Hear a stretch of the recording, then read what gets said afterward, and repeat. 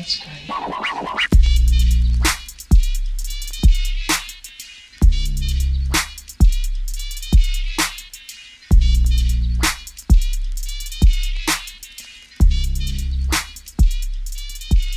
That's great. Hey everybody, what is going on? This is episode 23 of the Tell Me Something Great podcast. I am your host, Justin Yates. Today is the last episode of season 1. It's kind of a bittersweet ending, but I'm really happy to be here with you guys, and I just want to start off today with saying thank you so much for listening to the podcast this season. I know from episode 1 that I said that this was kind of a test, and we're going to see how these things go, and I got to be honest with you guys, I have been kind of blown away with the response so far. I'm a very small fish in a very big sea, and it's really awesome to see you guys being a part of the show and responding to the interviews and just really being a part of this experiment. It's been a lot of fun. And as I've been asking, would you guys like a season 2? I've got a bunch of projects that I want to work on, and as you can tell, I'm taking my time with the podcast. I'm trying to make the episodes as beefy as possible and not just put out an episode every week of me just rambling. So they do take some time. So I'd like to take some time between season 1 and season 2 if we do a season 2. So first, again, I'd like to ask you guys, would you be interested in a season 2? And if so, what are some things that you would like to listen to? Would you like to hear me do more interviews? You guys want to hear more stuff about music? You want to hear some more day-to-day kind of things? Is there something else that you'd like to hear? Let me know. A big portion of the show is participation with you guys, my loyal and dedicated 6 fans. I love you guys. But seriously, that has been one of my favorite parts of the show. So when I ask, what do you guys want in a season 2? Please let me know. I love that you guys are a part of this show, and if we do a season 2, I want to keep you guys as a big part of this show. So by all means, leave a comment, send me an email. The email is thetellmesomething@gmail.com. Send me a message, comment, email, whatever you want, and I hope to touch base with some of you guys, and hopefully we can make a plan to revisit this podcast once I finish a couple of the jobs I'm working on. I want to start off this podcast with doing a little bit of a recap of what's been going on, and also talk about the podcast. So one of the reasons why the last 2 episodes of the podcast took a little bit to put out is because I had a COVID booster shot that put me on my ass. I was down for about 2 weeks, give or take. It was pretty gnarly. I've had the Moderna shot twice and the booster. And the first 2 shots, I didn't really have any symptoms. I got the shot, maybe was a little tired for 24 hours. My arm was a little sore. That's about it. But this booster shot was totally different. I know a few people who have had COVID, and the symptoms that they said that they felt, I felt all those same symptoms within those 2 weeks. I don't know if I felt them as impactful as other people, but it was pretty intense. I never lost my sense of smell or taste, but I was extremely mentally fatigued. I tried to do a couple live events online, and my head was just very cloudy and I couldn't focus. I was having massive headaches. It almost reminded me of what people say migraines feel like, where there was like pulsating pressure behind my eyes. I didn't feel so sick that I had to lay in bed for a number of days.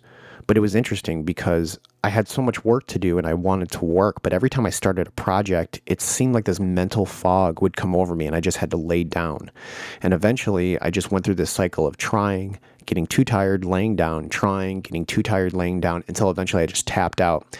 And I spent like 2 or 3 days just resting. Now, while this was happening, I was trying to do the podcast with Dustin Bennett, and we tried it a few times, but it just wasn't going well because my head was all over the place. So Dustin, being the kind-hearted soul that he is, did the podcast a few times with me. I think we're just opting out for an audio podcast because the video was just inconsistent because of too many days and this, that, or the other. As I mentioned, it's been about close to 2 weeks now, and I'm actually starting to feel pretty good.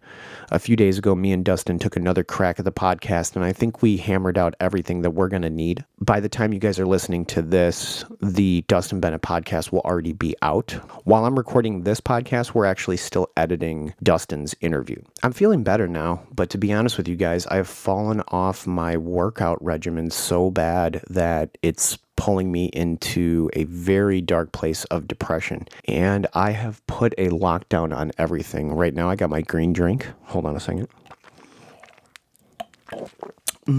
Blended kale. I'm putting a stop to all chocolate. I'm putting a stop to everything. And I am going to go into overdrive mode here. I've got a lot of plans that I've been talking about, and I'm feeling better. I'm wrapping up the podcast. I've given Dustin enough money that we're actually now starting on the project, and I've really been just sidetracked. So right now I'm doing my best to clear my schedule completely, and I actually think I'm going to go on a little bit of a blackout and just hyper focus on finishing the material that I'm working on now, because there's still some electric guitar parts that need to be worked out. I need to come up with more ideas and bring them to the studio, as well as I hope that Dustin will come up with a bunch of ideas. Well, I know he will, but it's always good to be prepared, you know? With the podcast being done and wanting to go on a little bit of a blackout, the goal is to finish this material and get everything set up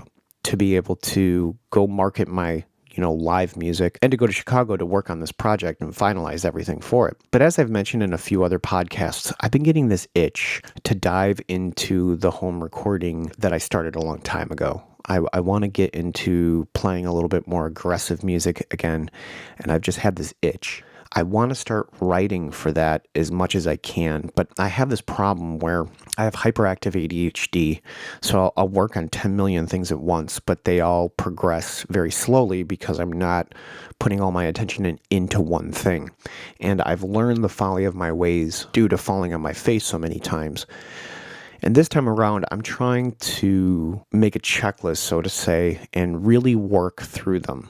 And I think once the podcast is out, my little available opportunity to work on music every day or work on whatever I'm working on will grow, and that'll be able to help some of the future goals that I'm doing. So I'm excited.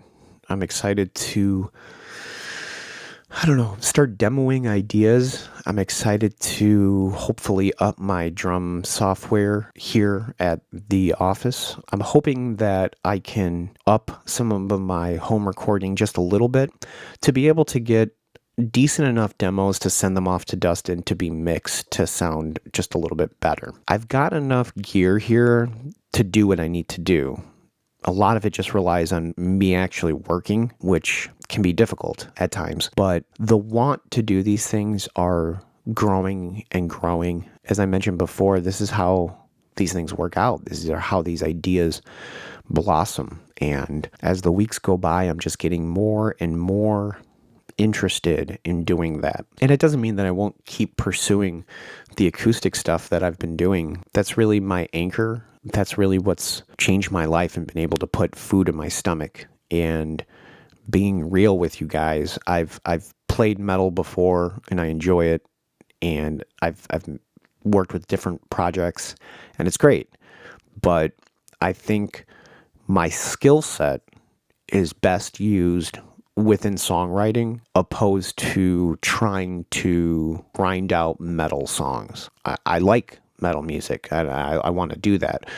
But I am not a virtuistic guitar player and I don't play metal all the time. It's something I enjoy, but definitely something that I haven't put years into. It's weird because when I started playing guitar, I was obsessed with metal and I focused on it for a long time. And a lot of that muscle memory is still there. I still remember a lot of the riffs I used to write back in the day, even a few of the songs. But over the years, my focus has been shifted so much into the singer-songwriter acoustic world that I kind of put a hold on focusing on metal, and I listen to it all the time. I really enjoy it. Every time I pick up an electric guitar, it's really hard not to chug on it instead of playing something pretty, so to say. But yeah, it's something I haven't put a lot of time into for a while now. Just talking about it gets me excited. I really want to do that, even if it's demoing out like something silly, as I've mentioned before, like a 1 minute breakdown or something. I don't know. I just want to work on something. When I started this podcast, I wanted to use it for a few different things. Number one, I wanted to do a podcast again. I did podcasting for 7 years plus, and it was a lot of fun. And over the years, that itch of wanting to just get behind the microphone and talk to an audience and also use it as a way to, push the music and to do fun things like the interviews. It was something that I wanted to do for a long time, and that really pushed me into actually making it. But I think once I wrote the song, which I'll be recording soon, called Tell Me Something Great, talking to an old friend of mine, I think it became really clear that the idea of the podcast and Tell Me Something Great, that war cry of sorts, was really an important thing. And it was an important thing for me, and it has been really important.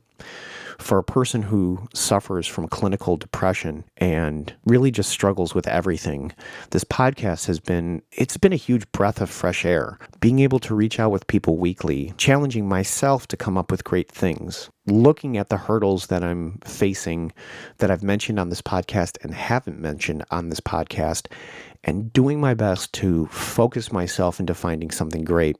I kind of put this mentality into the podcast, into the song, into everything, and have been following it since day one of the podcast. And what's boggling to me is that I've been able to find guests that have similar mindsets, and I've been able to really take this idea and I think snowball it into something really cool. And as far as the interviews, it's just blown my mind. When I first started prepping for this podcast, I had a few interviews lined up and a few people I very much wanted to talk to because it had to do with people who could relate with myself. It had to do with people who do cool stuff. It had to do with the collection aspect of my life and more. And I made a small list of people that I wanted to talk to. And not only was I able to talk to everyone on that list, I was able to score some additional guests that I think were just... It still shocks me to say that they were guests on season 1. And I just hope you guys enjoy all of the interviews as much as I did. These people are friends of mine, people I truly care about, people I look up to, and really just some really talented people. I think if you guys spend time to not only listen to the interviews, you're going to get something out of them. But also, I think if you look into these people's catalogs, you're going to find some really great art, and you're going to find something great in what they do. And I really invite you guys to take the time to look into the guests and their background. And I hope that you can get something great out of what they do as much as I have, because they are some great people, and it is beyond great, as repetitive as I sound, to know that they were a part of this show. I don't have many reasons to smile, but when I think about this podcast and I think about the interaction and the guests and the challenge that it's brought to me, it's just great. It's really great, guys. And I, again, can't thank all of you enough for just spending a little bit of time with me these past couple months through season 1.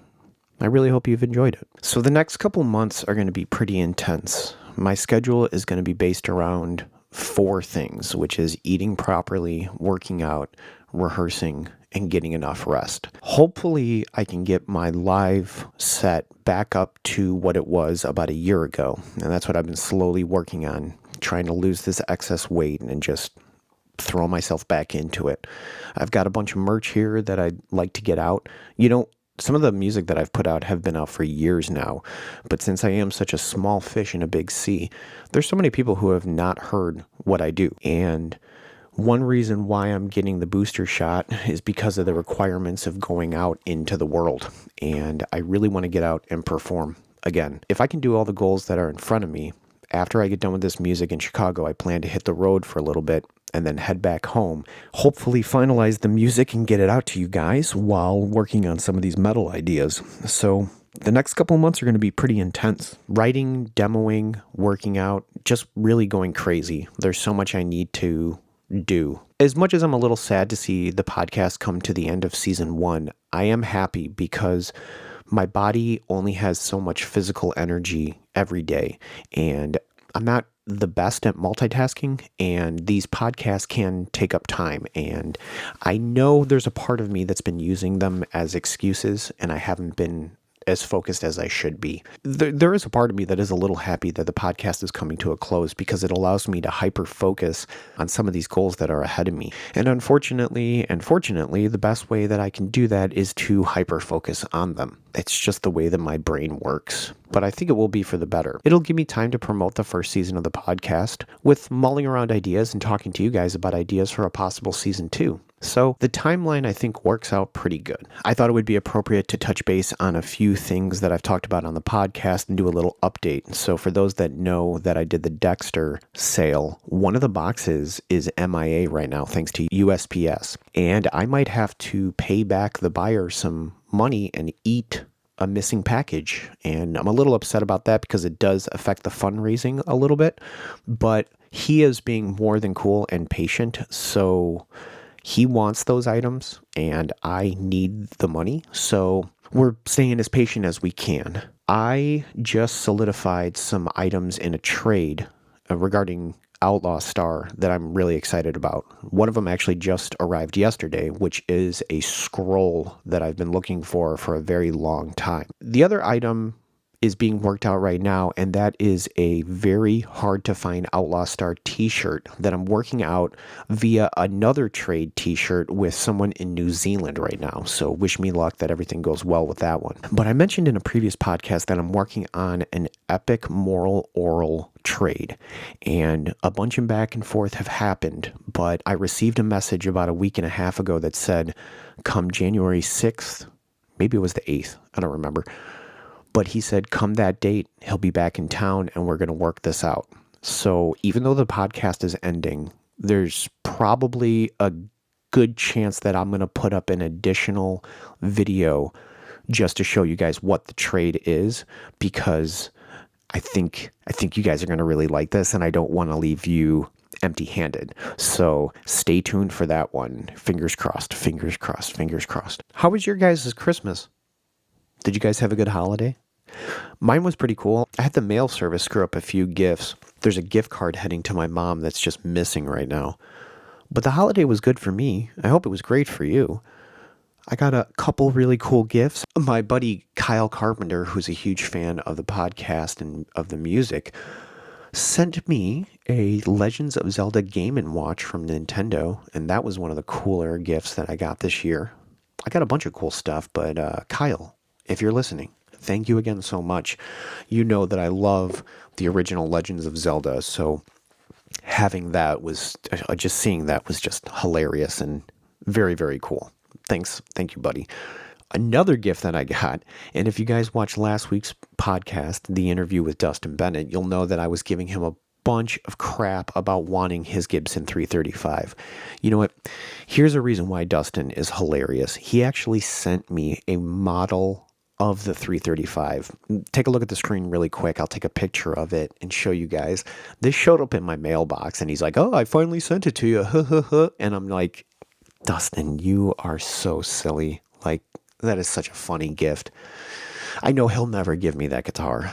I don't know why I love it so much, but Dustin sent me a few gifts over the years, and that one is a very lovely addition. It brings a smile to my face and is very silly. So, Dustin, if you're listening, thank you, buddy. I'm going to bring it to the studio and take a picture of it with yours when I get there. I think the best gift that I got this year was a homemade gift from a very, very dear person in my life. And the rock had some carvings on it and a little poem, and it was great.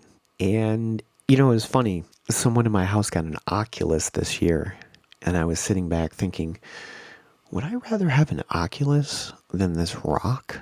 And it made me laugh so much because I was just holding this rock and I almost wanted to cry because it was just so cute, and it was from the heart. It was handmade, and it was great. It's very funny to say, but it is true that the best gift that I got this year was a rock. Do you guys have any plans for the new year? I don't. I'm going to be staying at home and being goal-oriented and a big, giant nerd. Are you guys going out anywhere? Are you throwing a party at home? Are you going to buy a bottle of champagne? Or are you just going to hang out because it's just another day? You guys know what time it is. As always, Edwin, thank you for this lovely tune. It's time for fan questions. Last set of fan questions for season 1. Let's go. All right, so I got a few fan questions here. Let me pull them out of my phone really quick. First one here that I got was, do you have regrets from the old year and hopes for the new one? And yeah, this year, my biggest regret is regressing on my working out. I would say about a year and a half ago to 2 years ago, I was in the best physical shape of my life. At least I feel I was. And this year has been difficult.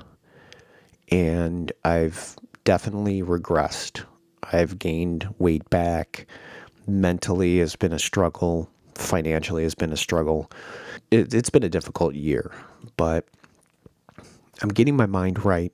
And I've been spending a lot of time trying to focus and really make a plan for myself. And I've got a lot of hopes for the new year. New acoustic music with a full band, 3-song EP, packaged in a beautiful way. Hopefully all the merch and everything will come through and I will see that idea to fruition because you guys are going to freak out. You know, I've got my goals with my physical fitness and keeping my back strong.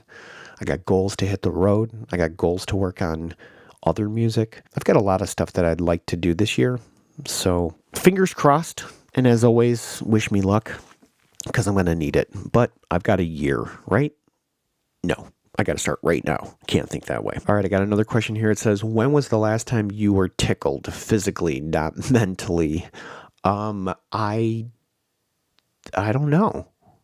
I can't remember. I don't know if that's a bad thing or a good thing. But I have a follow-up here with a more serious question, which asks, are the drums going to be real acoustic drums on the new 3-song EP? If so, do you know what sort of kit and cymbals will be used? The drums aren't going to be real. They're going to be sampled drums. The reason that this is because we've been writing and throwing around the idea, like I mentioned. I've been throwing the ideas back and forth with my friend Kyle, but then once we pulled in Travis Orban to help, he helped with all the drum programming. Now, when we take it to Dustin has, his drum room is ridiculous. Take a look at the screen really quick, and here's just some of his drum gear. So we've got a lot of choices at our disposal. I know that Dustin has done sampling for 1 or 2 of his kits, but I'm not sure if he's done the last one, and I'm not sure if he's taken samples of all the cymbal packs or all the snares that he has there. But I know that this is something he's planning on doing, and because of the limitations financially with this project, and the fact that we're working remotely with some people, he's kind of using this project as a reason to finish off those samples. We're also going to be taking sample choices from pretty much every drum library available. So in regards to what we'll have at our disposal, pretty much every digital choice. I know that Dustin Studio already has so many digital drum software options there, which come with hundreds of kits. And then he's got a bunch of his own sampled kits there as well, too. So do I know which cymbals and which kit will ultimately make it on the songs? No, not yet. But I will soon. Because once I can go to the studio, that's when the fun happens. You know, acoustic guitar and my voice, me and Dustin are pretty much on the same page. We know what mic we want to use with the guitars. We know which guitars we're using. We know which microphone works well on my voice. But with some of the other instrumentation, like keyboard, we don't know exactly which keyboard we're going to choose. I know in the back of my head, I've just been relying on a Rhodes. But there's so many different choices out there that this is the tone matching and us going through this is half the fun. Bass, I've got a really bad Ibanez bass here. But at Dustin's place, if you saw the last interview, he's got a plethora of, is that the right word? He's got so many choices in regards to different basses, different bass heads, multiple bass cabs, it's going to be ridiculous. And the bass itself is going to be a lot of fun. But this whole thing goes across the board with electric guitar. I've got my LTD here that I've built. If you look at the screen right now, I'll throw a tag into the build of the LTD so you guys can check out that video if you want. And that guitar is fine, but I don't think it's going to be the one that makes it to the CD. I actually think that Dustin has a few gems at the studio, including the 335 that we spoke about in the previous interview, that I think is going to work really well. But we won't know until we're there. So I will definitely keep you posted. And I got to say, I'm just as interested in you are to figure out what these things will be. I'm looking forward to going through the sounds and experimenting. I think that's half the fun. When we find the right sound for it, it'll be great. But the experimenting for it is where some interesting things can come out of play. For example, the music that I'm playing, it's this acoustic singer-songwriter kind of vibe. When you add a full band to it, it's going to be like an acoustic pop rock kind of thing, But there are some things that don't go with conventional full band acoustic music. Let's just say, there's just certain sounds that will clash with the acoustic guitar. But sometimes that clashing can be a really interesting thing. And Dustin has such a wonderful ear, and I'm crazy enough to try anything, that I'm really curious on what combinations of drums and bass tones and guitars and keyboards and how all these things will come together. Because the songs right now, I think they sound pretty good, but I'm going to be honest. Let's just focus on Games Up. Games Up has kind of a darker feel to the song. And depending on which tonal sonic choices, however you want to word that, we choose, it can really bring out some of those qualities for better or for worse. So I'm just interested in going through them and just exploring to see, well, what's good? What sounds different? Just going through all of it, man. That's half the fun, It's like going out and trying to buy a drum kit. You just don't buy the first drum kit, You got to go through and try a whole bunch of stuff and make sure it just sounds right. Sounds right for what you're trying to do. You know what I mean? All right, we got another question here. Someone asks, what was your inspiration behind Before We Go and Lower Your Tone? And if you could do anything different with your life, what would you do and why? Well, that second one is, that could be a whole season of a podcast in itself. And I guess technically the first question could be too, but I'll give you the short story. All the songs that were written on The Jig Is Up were inspired by a few different things. They were inspired by my personal life and a relationship that I was going through at that time. It had to do with a lot of personal growth. It had to do with a lot of, how do I say it, like field study work that I did with other couples, with other people, and doing a lot of research on love. And all of those songs on that CD, there were more, but they got cut down. And those songs I thought encapsulated what I was trying to say the best way that I could. They're very honest songs. They're very real. I think that they're very personal, but I also think that there's something in the songs that people can get out of it. And it's not just, me telling you a story about my life, my insignificant life in this world, specifically Lower Your Tone. That's one of my favorite off the CD and a lot of people's favorite. I think that song does a really good job at painting a picture of a conflict, painting a picture on how not only can you blame someone for their responsibilities, but also the recognition that you are responsible for the things you are responsible for. And there's no way of getting around that. And you can try to hide it.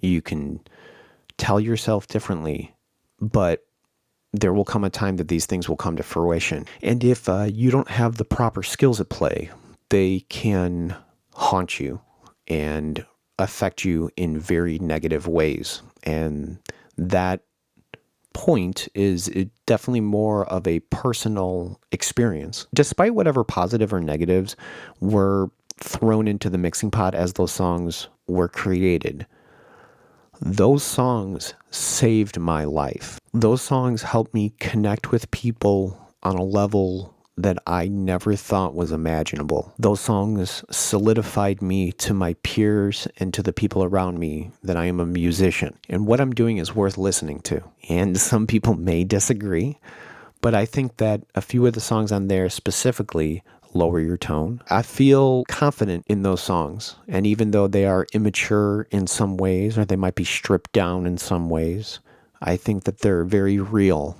And I'm very blessed to know that other people have connected with them and they can see and feel how real that connection is. Some people can empathize because they've been either that person or the other person. And like I said, those songs saved my life. I wrote those songs in a very dark time, and it was my attempt to make sense of the reality around me. And if I didn't do that, I'm really afraid of what my future would have been. And I think dedicating myself to that specific project, The Jig Is Up, was one that it took a piece of me to make it.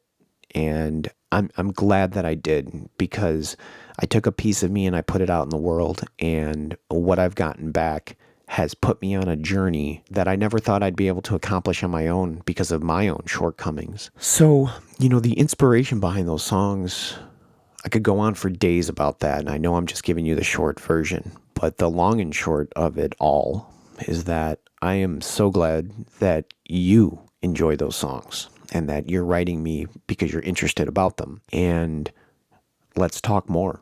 Write me back and I will tell you more about those songs. If you want to know more of a personal side, if you'd like to know the influence of others or what I was going through at that time, it was a big part of my life. And I hold it very dearly, but I'm sure glad I moved past it. If you could do anything different with your life, what would you do and why?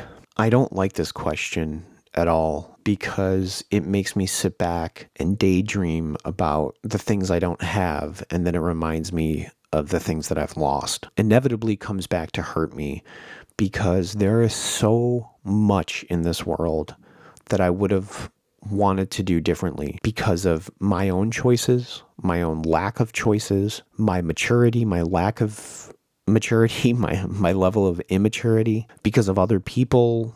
There's just so much. But I do understand the cliche line of saying, if I didn't go through all that, I wouldn't be the person that I am today. And that's very true. It's difficult internally to be the person that I am today, but I don't think I would change any of it. They say that certain people have a hard time being happy, and they don't even have to have issues. It's just difficult for them to be happy.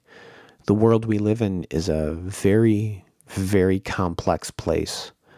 From my perspective, it's extremely difficult to maneuver and survive in this world. Sometimes people say that ignorance is bliss. Sometimes people say that the apple tastes sweeter if you eat it and you don't know that it's covered in pesticides. But if you know it's covered in pesticides, it never tastes as sweet. But I think I'm happy knowing that it has pesticides, and I think I can find other ways to peel the apple.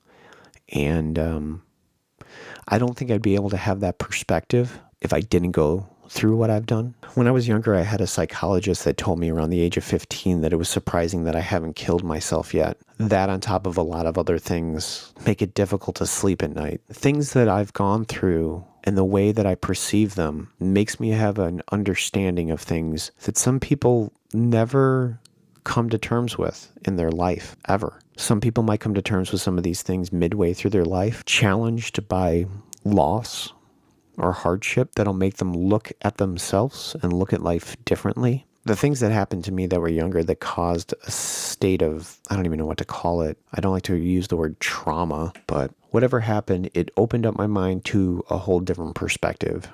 And it's been difficult to maneuver with that perspective. But I don't think I would change anything. The peace of mind and the inner clarity that I feel currently is well deserved. It's been difficult, but no one said that it would be easy. And I know this is something I must do for myself. And I know that this is going to be a long, hard road. These are lyrics from a band that I very much enjoy, that I have tattooed on my forearm. No one said this would be easy. And knowing that, I don't want to vicariously live through what life could have been. And I want to make life the best that it can be. And I know that life is unfair. I know that some people get dealt better cards than other people. But I like what I've created for myself in this little life. And the hell that I went through to create that, I don't think I would change that. I have 6 fans of the podcast, guys. Do you know how much that means to me? From a person who feels like nothing, who has spent their time in the jungle, who just doesn't want anything out of this life and anything for themselves because of how broken they are. Do you know how amazing it is to have 6 people? I'm just joking. But do you know how amazing it is to have a small community of people looking out for you? It's remarkable. And I only have a few. But I feel like sometimes I had to lose everything and burn everything to the ground to rebuild. And what I'm rebuilding is pretty damn great, and I wouldn't take that away for anything. For the person who's writing this question, I would encourage you to try to do the same thing and not focus on what you wish could have been or hope that would be different, and take control of what is now, because time is short. Now is now. And maybe for an hour on the weekend, sitting vicariously on your couch, daydreaming about flying through the clouds or being born a prince or a princess is okay. But remember how serious this world is, and make your days great. Make your life great. Do what you can to make yourself great, the people around you great, and the world great around you. And no one said that would be easy. It's possible to do all these things. It's possible to break behavior patterns. It's possible to change. It's possible to grow and evolve. Just get your mind right. The body will follow.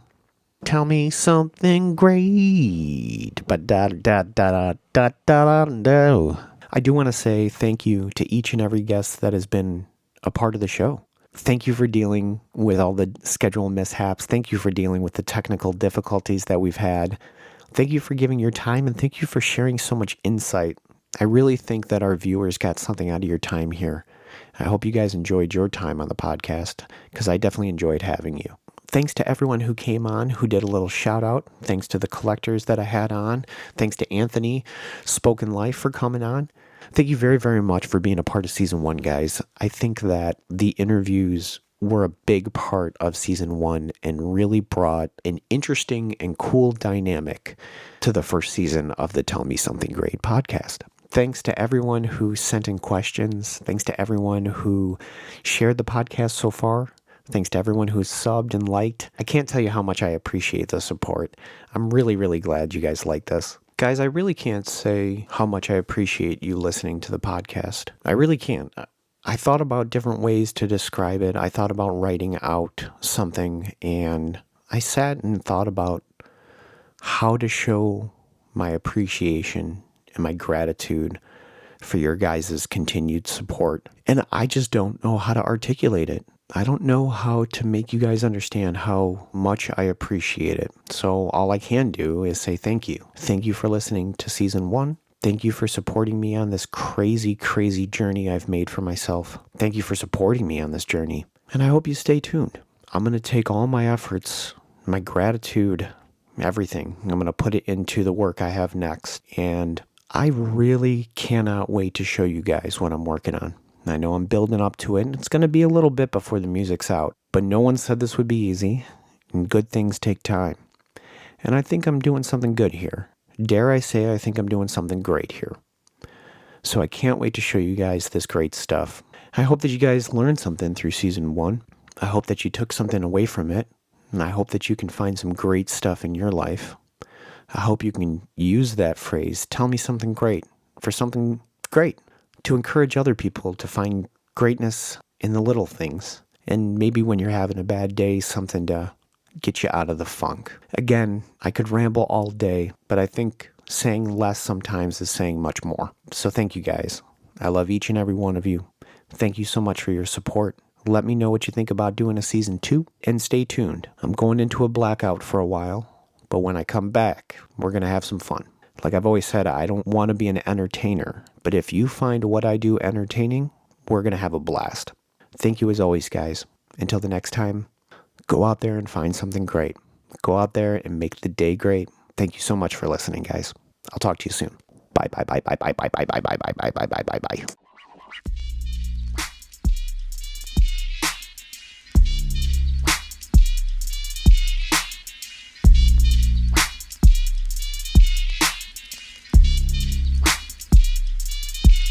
That's great.